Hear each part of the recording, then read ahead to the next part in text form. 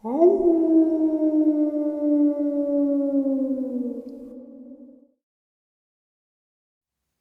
greetings and salutations, everyone. I hope everyone is still doing well, and welcome back to the second half of today's uploads.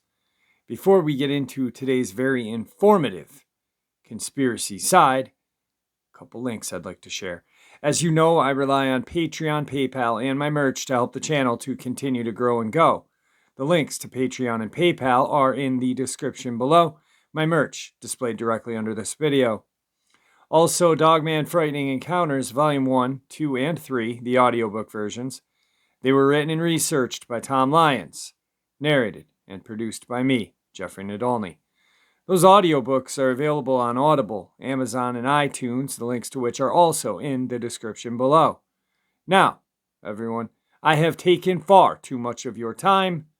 Let's take that walk on the conspiracy/truth side.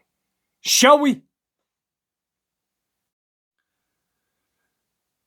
Briefly, and important to me and quite a few of you, Victor is in the hospital. Dialysis is not working. I spoke with him just a little while ago. Things are looking bleak for him right now. I know that there will be some trolls out there that'll talk crap about this, but I 100% know he is in the hospital and he is not doing well.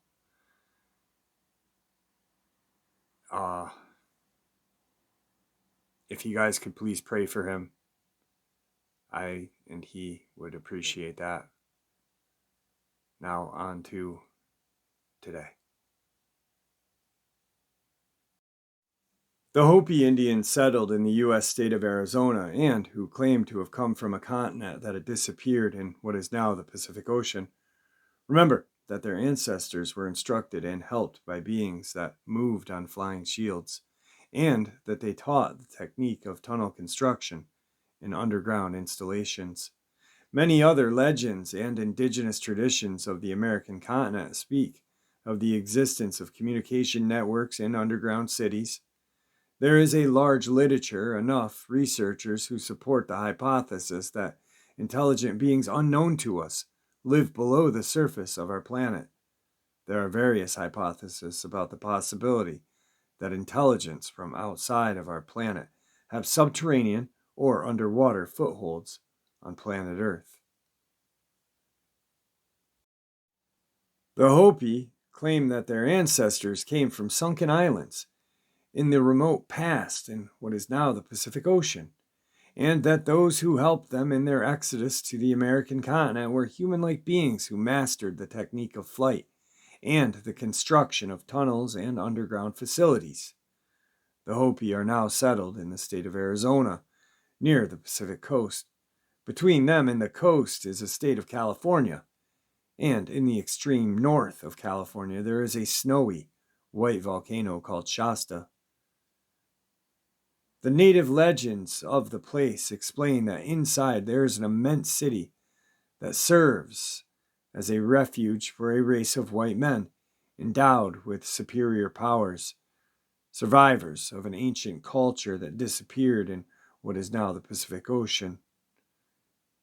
The only alleged witness who entered the city, Dr. Dorrell, stated in 1931 that the way in which the buildings were built reminded him of Mayan or Aztec construction. The name Shasta does not come from English, nor from any Native American language or dialect. Instead, it's a Sanskrit word, which means wise, venerable, and judge. Without having a notion of Sanskrit, the native traditions speak of its tenants as venerable beings who dwell inside the White Mountain because it is a gateway to the inner city of millenary antiquity. More recent notifications from the inhabitants of a nearby weed lumberjack colony refer to sporadic appearances of beings dressed in white robes that enter and leave the mountain, only to disappear again as a bluish flash that can be seen.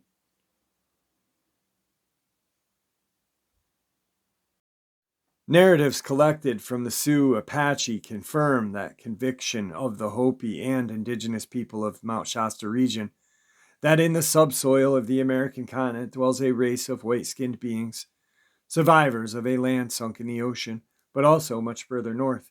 In Alaska and even further north, Eskimos and natives speak again and again of a race of white men that live in the subsoil of their territories.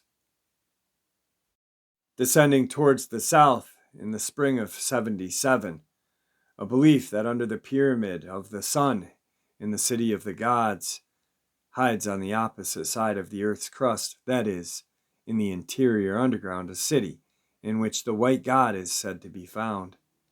If from here we move to the Yucatan Peninsula, we will find in its extreme north, hidden in the thickness of a jungle, a city discovered in 1941 that extends over an area of 48 kilometers, and that keeps in the silence of oblivion more of 400 buildings that in some remote time knew splendor. It was found by a group of boys who were playing in the vicinity of a lagoon where they used to bathe, ran into a wall of worked stone hidden by vegetation. Not having the Mexicans sufficient resource to undertake an exploration of the place, they required North American help. Attending two archaeologists specializing in Mayan culture. Attached to the Middle American Research Institute of the University of New Orleans. They also determined that the project to clean up and study the enormous city exceeded their possibilities, so they would have to create an association with other entities. World War II managed to momentarily shelve the project until 1956. The University of New Orleans associated this time with the National Geographic Society and with the National Institute of Anthropology of Mexico, resumed the investigations. Andrews, the archaeologist who led the expedition, dedicated himself, while the team of workers began to clear the buildings, to collect information among the natives of the region. A shaman told him that the city was called Tzbilcholta, a word that was unknown in the local Mayan language, and that the lagoon was called Sleka, which translates to Old City. Wanting to find out the reason for this name, the North American archaeologist was told a legend handed down by the natives from generation to generation, which stated that at the bottom of the lagoon there was a part of the city that rose above on the jungle, according to the narration of the old shaman. Many centuries before, there was a great palace in the city of Tzbilcholta. One afternoon, an unknown old man arrived at the place and requested lodging from the ruler. Although showing obvious ill will, he nonetheless ordered his slaves to prepare a room for the traveler. Meanwhile, the old man opened his traveling bag and took out a huge green gemstone, which he gave to the sovereign as a token of gratitude for the lodging. Surprised with the unexpected present, they questioned the guest about where the stone had come from. As the old man refused to answer, his host asked if he had any other precious stones in his bag. And since the interrogated continued to remain silent, the sovereign flew into a rage and ordered his servants to immediately execute the foreigner. After the crime which violated the sacred rules of lodging, the cacique himself checked his victim's bag, supposing that he would find more valued objects. But in his despair, he only found some old clothes in an unattractive black stone. Filled with rage, the sovereign threw the stone out of the palace. As soon as it fell to the ground, a formidable explosion originated, and immediately the ground opened, engulfing the building, which disappeared under the waters of the well, which emerged at the exact point where the stone fell to the ground. The sovereign, his servants, and his family ended at the bottom of the lagoon, and they were never seen again. So far the legend. But let's continue with these ruins of the Yucatan Northern. The expedition ended up unblocking the pyramid that housed idols different from the usual representations of Mayan deities. Other nearby building would be revealed as much more important. It was a construction that totally differed from traditional Mayan styles, offering architectural features never seen in any of the known Mayan cities.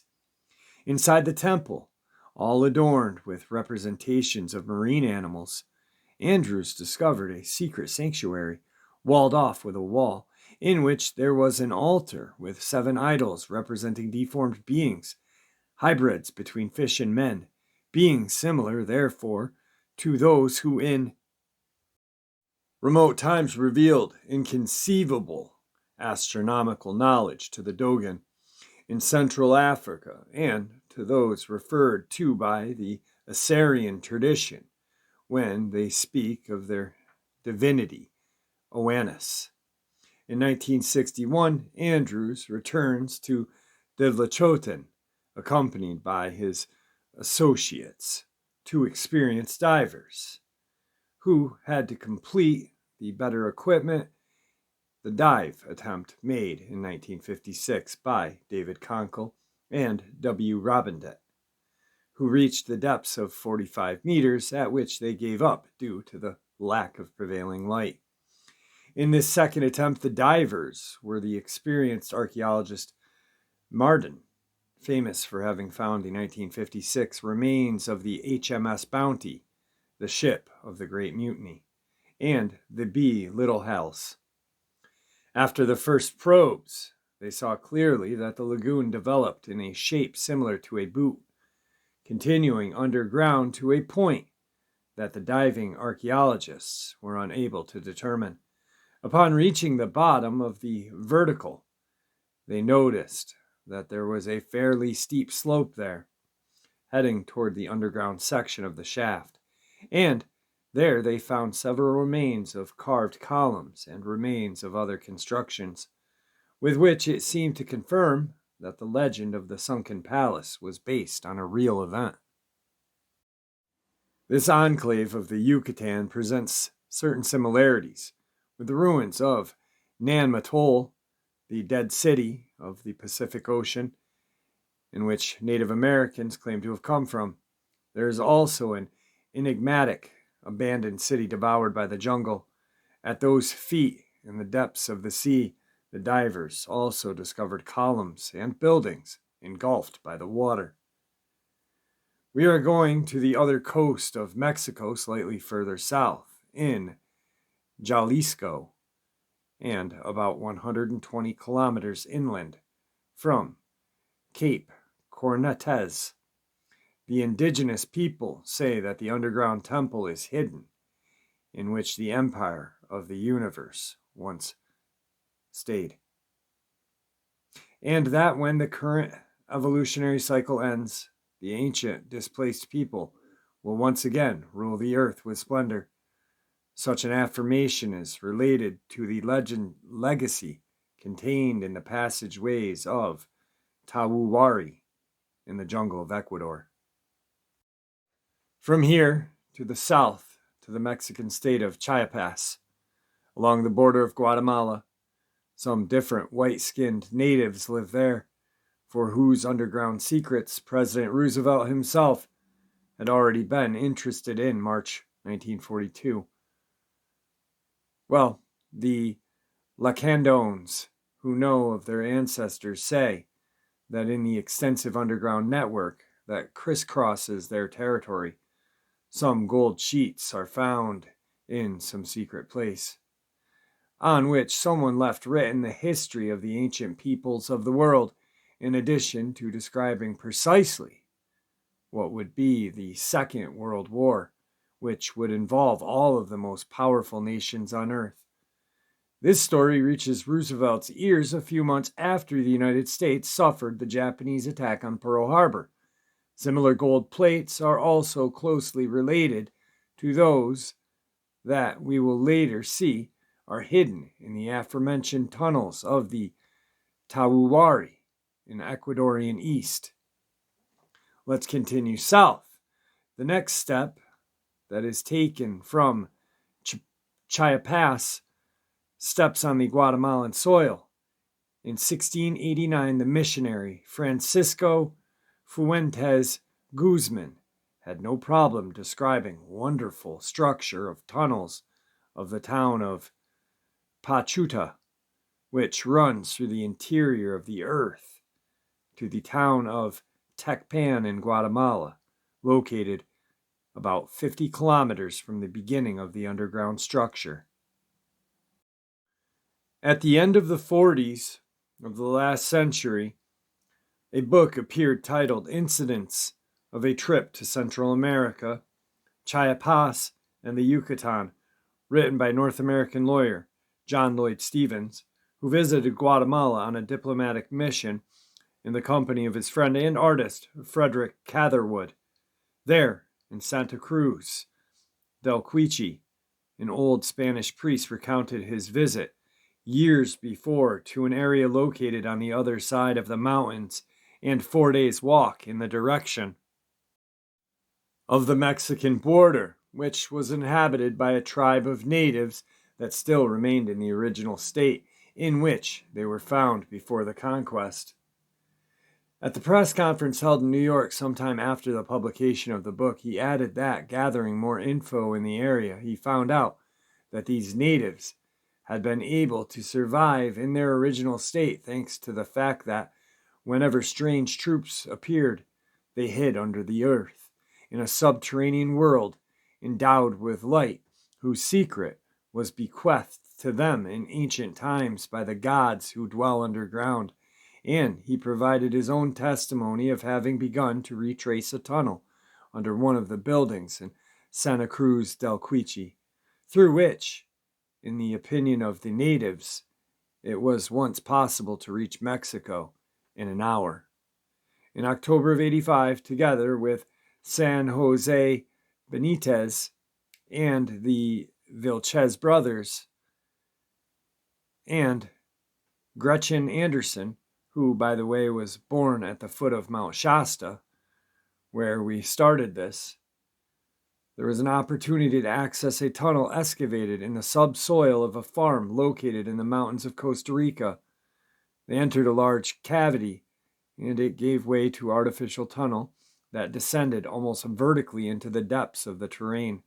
The locals, who had been cleaning that tunnel of earth and stone that blocked it for years, told of a story affirming that at the end of this is the Temple of the Moon, a sacred building, one of several buildings expressly built underground millennia ago by an unknown race which, according to their records, had built an underground city of over 500 buildings.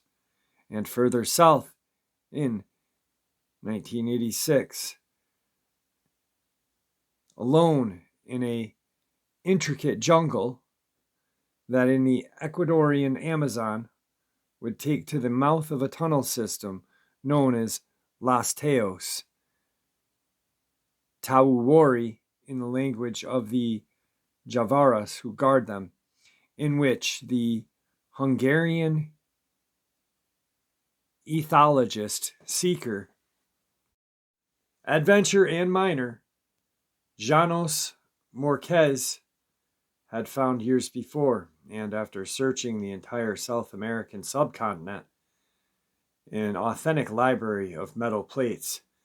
In them, the chronological relationship of history to humanity, the origin of man on Earth, and the scientific knowledge of the extinct civilizations were engraved with signs and ideographic writing. According to these testimonies collected, from there, two main underground paths departed, one headed east toward the Amazon basin in Brazil territory, and the other headed south to run through the Peruvian subsoil to Cozcu, Lake Titicaca on the border of Bolivia, and finally reach the area bordering Arica in the extreme north of Chile. According to the information carefully collected in Brazil by a German journalist, Karl Brugger, with whose murder in the 80s, the documents of his investigation disappeared.